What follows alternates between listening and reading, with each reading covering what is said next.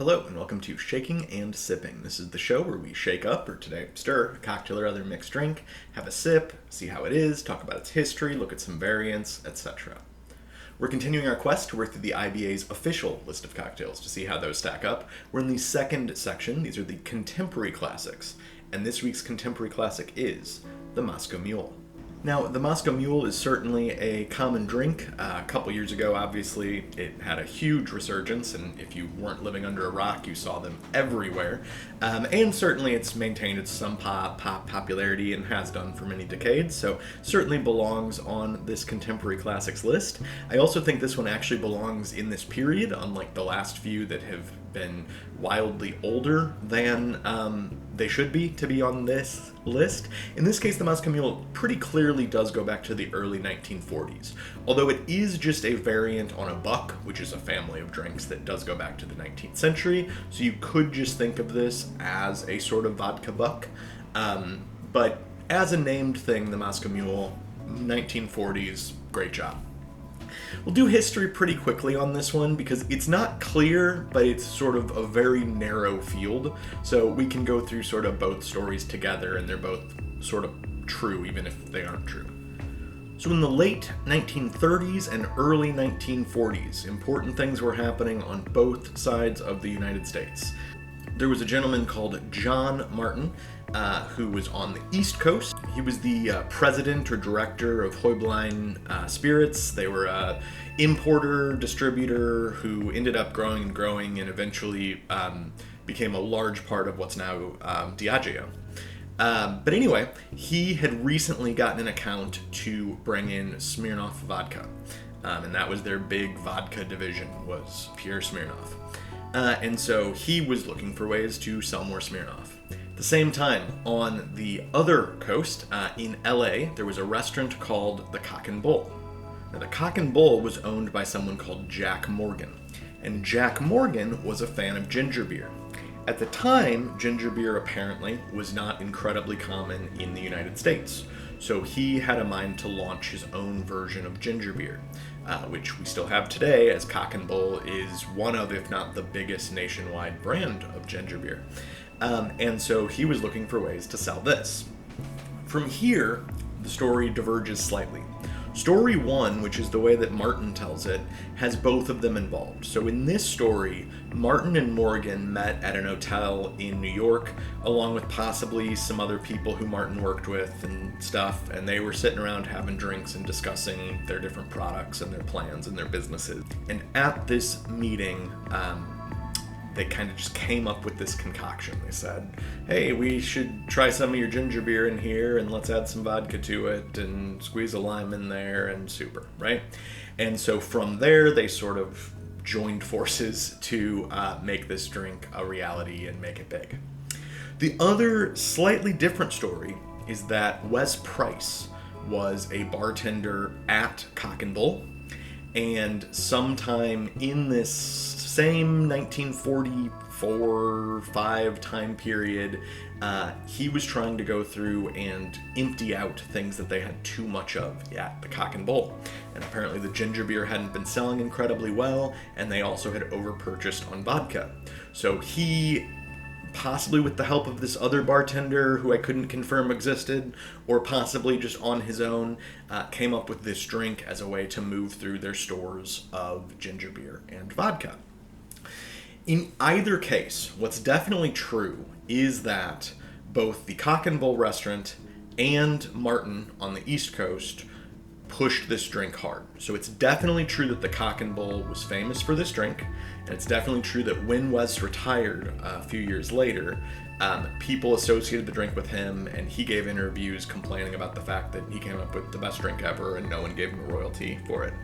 It's also definitely true that in the late 40s, Martin ran not really an ad campaign, a sort of a weird, I don't even know what you call it, an interesting sort of viral marketing endeavor where he would go into bars and take Polaroid snapshots of a bartender holding up a bottle of vodka and a bottle of ginger beer and everyone like smiling and being excited about it, and then walk to like the bar down the street, and if they didn't make Moscow Mules there, he'd show them the photo and be like, take that, you better make this or else your bar sucks.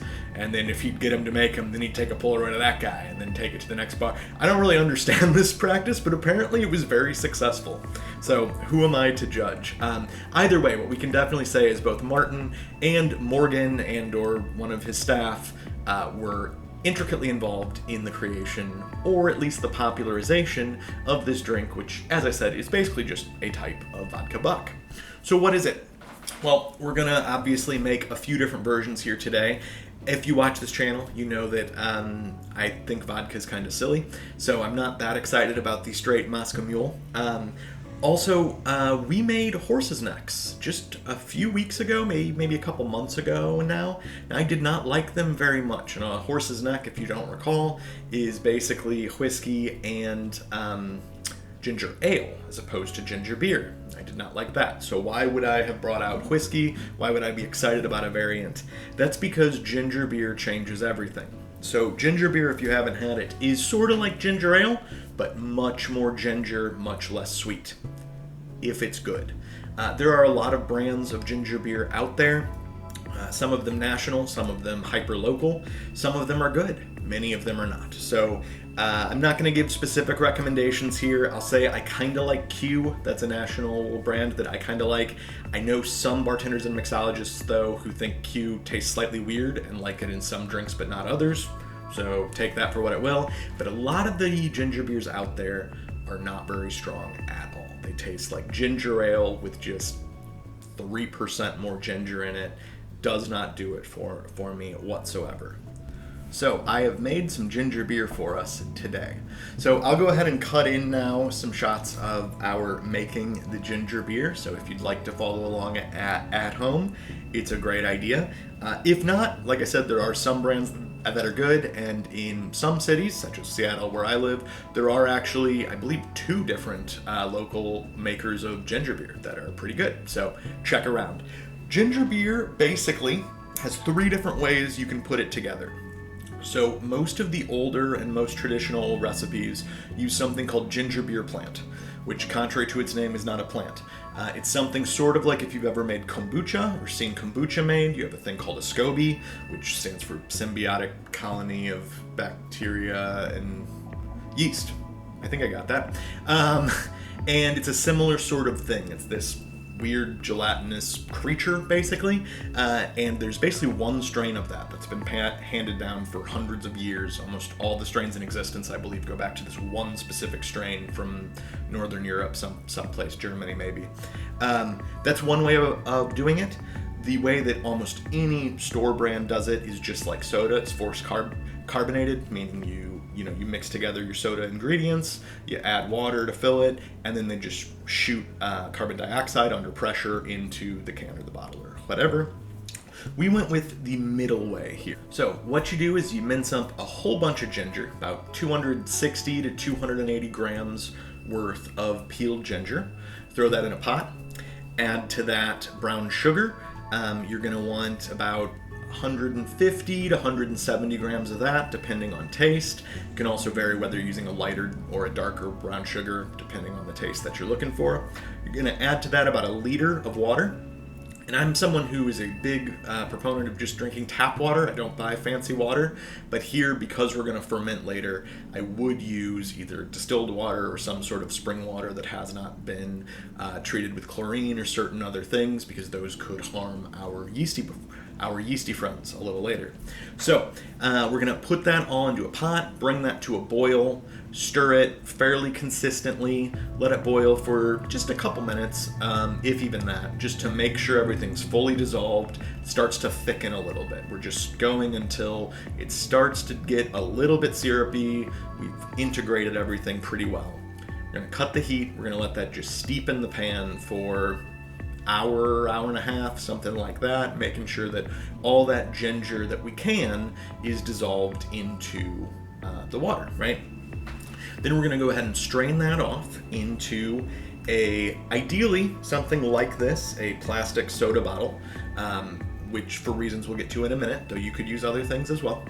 Then we're going to add to that lime juice. And again, this is all sort of to taste, but something like 150, 160 milliliters of lime juice.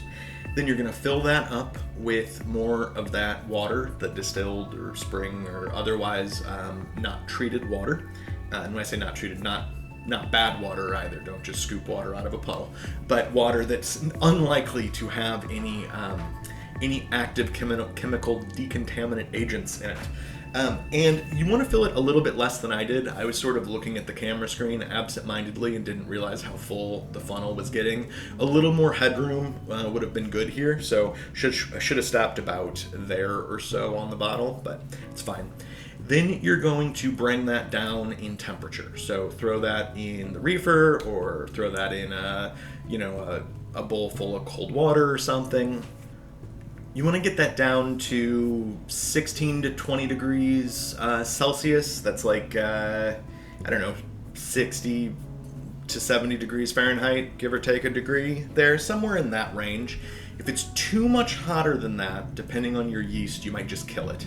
If it's too much colder than that, it'll work. It'll just take a couple hours to get back up to temp for the yeast to start doing anything, so you're kind of wasting your time. Once you've done that, you're going to seal it, and you're going to just set it out in a darkish room temperature place and just let it hang out. And it's going to take anywhere from about 24 to 48 hours, depending on heat, amount of yeast, amount of sugar, etc. The reason we're using this plastic container, it makes it easy to feel when it's really full. You can see there's very little movement when I squeeze this rather hard because of the amount of gas in there.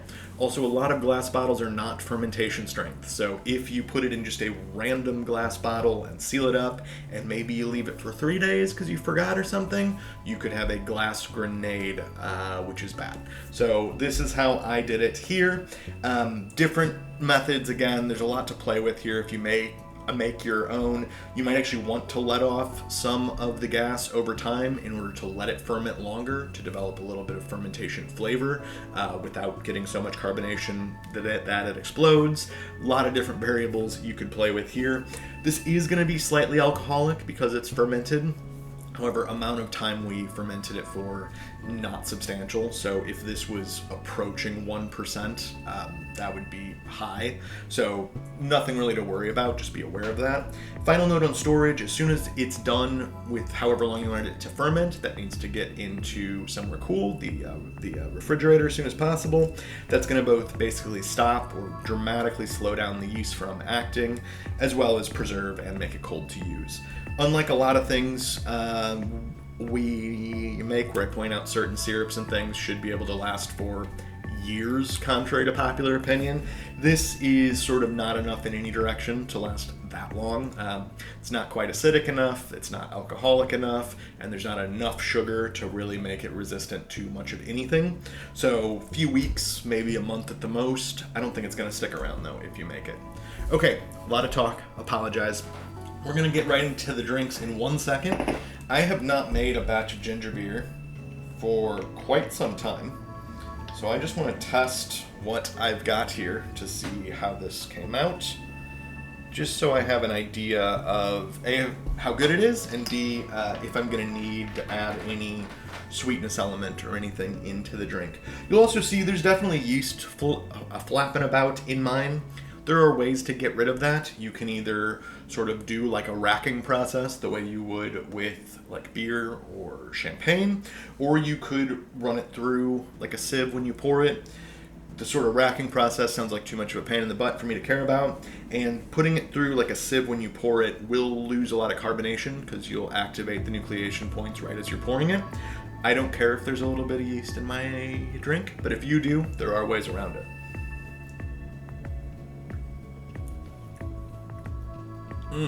That's so good.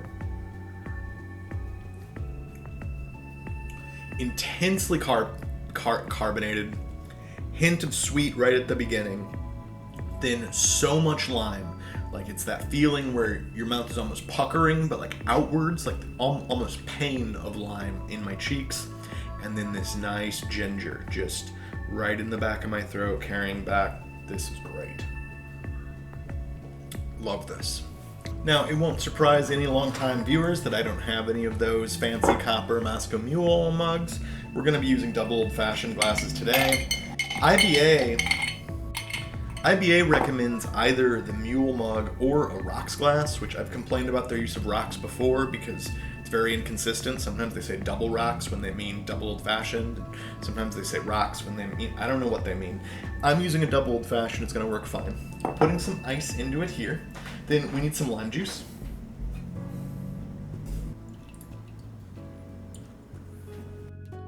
All right, I've got about 10 milliliters of lime juice. That's about a third of a fluid ounce. Then they call for Smirnoff specifically. I don't have any red label Smirnoff. I've got some blue label, but that'd be, I think, too potent. I could grab the regular stuff, but let's embrace the fruit. Try to make vodka taste like something. I'm gonna use a little bit of this Absolute Citron that we bought for the Cosmo episode.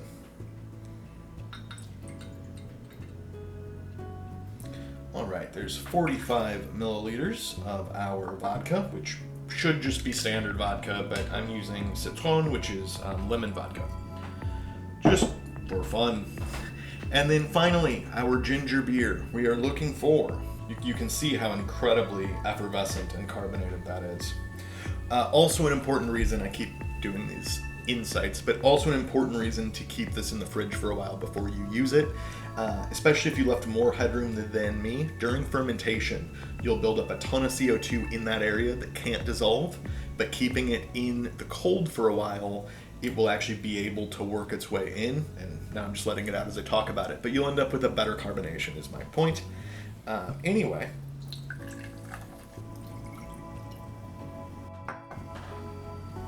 so that is 120 milliliters, or about 4 fluid ounces of our ginger beer. That's all we need. We're just gonna briefly stir to involve. Oh, while I'm complaining about the IBA, they call the glass type, confusingly, and then they don't actually say to put ice in it. They clearly show ice in the picture, and everyone knows that it has ice in it, so I've got ice for you there, but IBA's instructions don't mention that. And we're just going to garnish with a lime wheel here. And this is very nearly an IBA spec Mule. Other than that, I subbed for some lemon vodka to try to do something. Nose, I get a hint of ginger, a hint of citrus, but it's not entirely placeable as a specific citrus.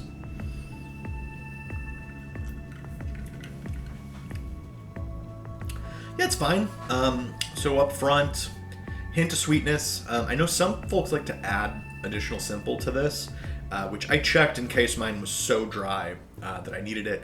I didn't, and mine is as dry as anything you'll buy in the store. So I don't know why you'd need to add simple to this. There's a hint of sweetness with a citrus hit right at the front.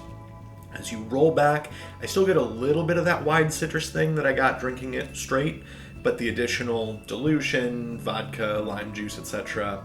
in the fresh form actually reduce that a little bit, and then I just go into a ginger place. It's, I wouldn't say mild, but it's not aggressively ginger. Yeah, it's there, it's present, it's hot, but it's not burning, right? So I like that. I think that's a perfectly enjoyable drink. My objection is still, if the vodka's not doing anything flavor-wise, I don't really need it in there. So we're going to make some other versions, but that is not a bad drink if you're into it. All right, for our second version today, we're going to look at a Dark and Stormy. Now, I'm going to start with just a big cube here because I feel like it. A Dark and Stormy is basically ginger beer and dark rum. Now, sometimes this also has lime juice in it, sometimes it has bitters in it, sometimes people again add simple to it for reasons that aren't entirely clear to me. But we're not going to do any of that today. We're going to stick with the what I think is the classic. And the Dark and Stormy, for that today, we're going to be using Goslings. Now, again, if you watch the show, you know that I generally am a big proponent of Crujan Estate Diamond Blackstrap.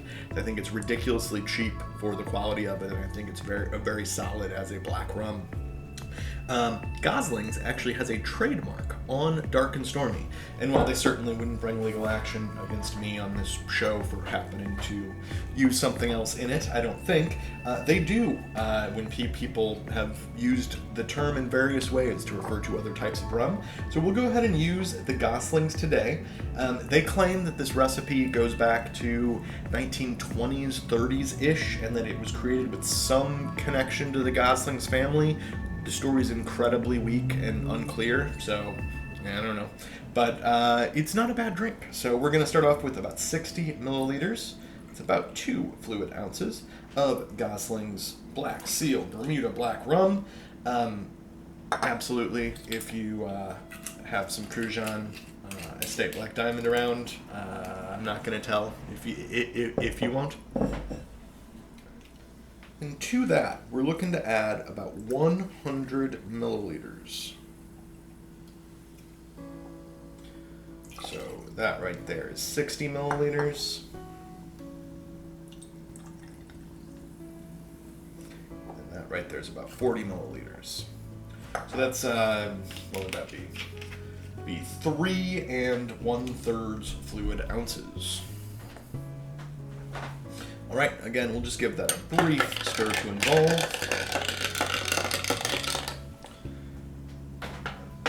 And while I did not add any lime juice to it, I think that would make an attractive garnish. So we'll do that again. And this, there goes my lime. And this is a Dark and Stormy.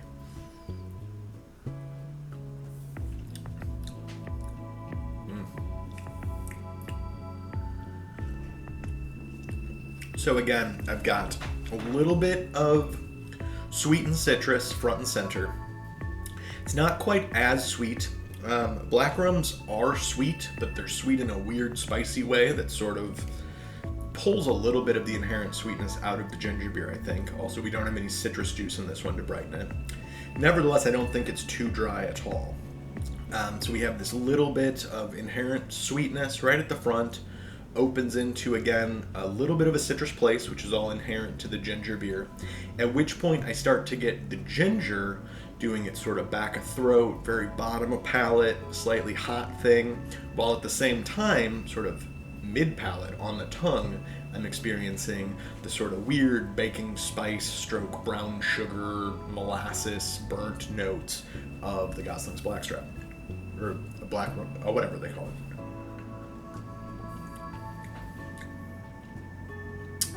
I like that a lot. I think I prefer it with Crujan, actually. So there's $10 you can save. All right, for our final drink, we're gonna look at a horse feathers. So again, I'm using a big cube, not traditional, but that's how I feel like doing it today. A horse feathers very much is a variant on the horse's neck, as I kind of mentioned we might do earlier in the episode. This was invented 1990-ish, somewhere in Lawrence, Kansas. There's a few slightly different stories about it, but that's almost definitely where it came from. So a mild resurgence a few years ago. This is actually the first sort of mule or buck that I ever tried. This was on the menu in a restaurant, and I didn't even know it was a real drink. I thought they had just made it up. Whatever that was now, nearly 10 years ago. And I thought this was great. And so what we're going to do is start off with some Angostura bitters. We want a pretty healthy 2 to 4 dashes of Ango. Obviously vary to your taste, but if you watch the program, you know how I feel about Ango. Love it. Then we're going to go ahead and add a little bit of lemon juice. Recipes are variant on how much, but most say not so much. And this is our only lemon source. Unlike the horse's neck, we don't have a giant horse's neck garnish. Watch that episode if you don't know what I'm talking about. And then finally, we need our whiskey. Well, not finally, we need the ginger beer, but our final main component is our whiskey. In Kansas, this is most commonly made with a rye, and I love rye. No argument from me with rye whatsoever. But the way I first had it at a restaurant a decade ago was with a bourbon. So I'm going to use my Four Roses today. We're looking for about 45 milliliters.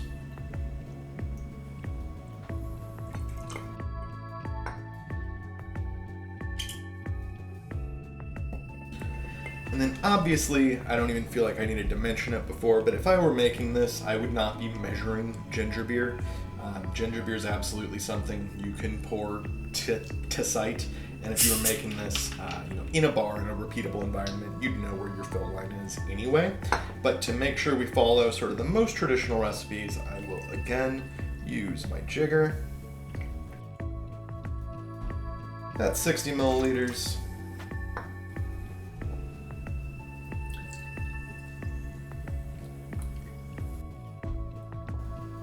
That's 120 milliliters. That's 4 fluid ounces, for those of you on freedom units.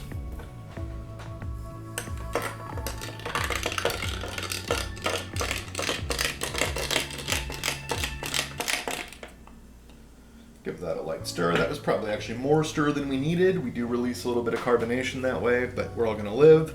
Garnish not necessary on this. I've seen people do some interesting garnishes or some sort of mists or rinses on this. Interesting ideas, not opposed. Just not doing them today. This is a horse feathers. Ooh. So the nose has this weird tangy wood thing. It's almost smells like cognac, right? It's got that sort of a wood profile to it. Something with the ginger and bourbon together. I like this so much. So much.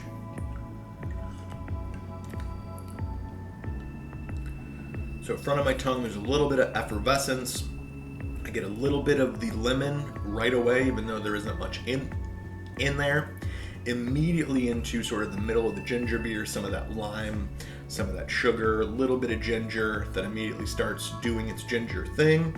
And that's right where I get sort of the spices of the bourbon, the kind of rye places. Four Roses has a decent mash bill, or a decent rye component in its mash bill in, I think, 3 of the blended products in there. You get that showing up in concert with what's happening in the ginger beer, I think.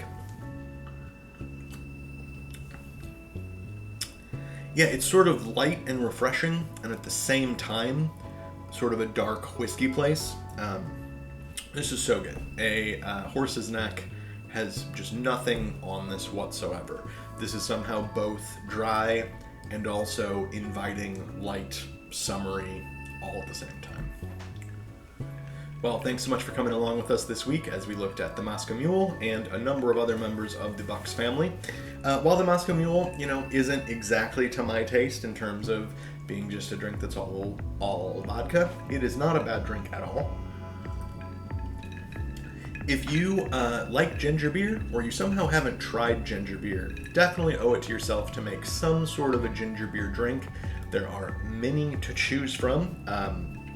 Could fit in basically any sort of buck or buck adjacent recipe. Anything that's sort of a highball plus citrus is basically what a buck is.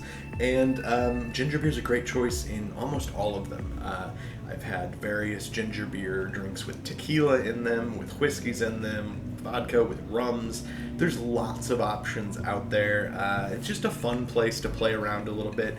Bitters is a great component in a lot of them, and varying bitters too. I think depending on your spirit, your type of ginger beer, etc. Peychaud's can add a really cool vibe to it. Peychaud's is very anisette, and that can blend interestingly with those ginger notes. A lot of places to play. I'm going to stop talking about it now. Visit the blog at shakingandssipping.com. We'll have a write-up on this and each other drink that we do. Most weeks we'll have IBA in real life the day after this video posts. Don't know if we're doing that yet this week. Either check back on the blog on Friday or follow on Twitter at shaking_sipping for updates when we do that sort of thing. Please do all the YouTube stuff, like, share, subscribe, comment, tell your friends, tell your neighbors, all that stuff. I would greatly appreciate it. That's all we have for you this week. We'll be back next week with the next drink from the IBA's list. Until then, happy sipping. Cheers.